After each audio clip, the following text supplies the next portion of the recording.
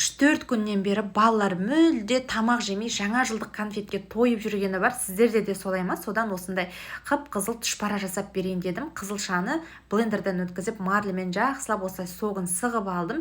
Үстінен су, тұз, жұмыртқа және електен өткізілген ұнды салып, жақсылап орташа қаттылықта қамыр елеп, енді жарты сағатқа тындырамыз. Қамырымыз тынғанша жаңағы қызылшаның сығып алған марлемізді қараңыздаршы. Енді бұның бояуы кетіп болмайды ғой. Осы жақында Каспийден қаншама отзывтарға қарап таза порошогын алғам, соған енді эксперимент жасап көрейік. Қазір бір қасығын салайық. Кете ме екен көрейік.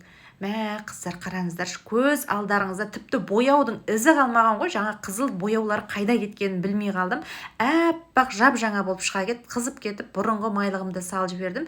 Ішінде бұрыннан кетпей қалған дақтары болатын. Оны да осы тазаның кір сабынымен ысқылап жуып жібердім. Енді бұл порошокты тіпті қолымызға перчатка кимей қолдана берсек те болады. Ыдыс аяққа дейін жуа беру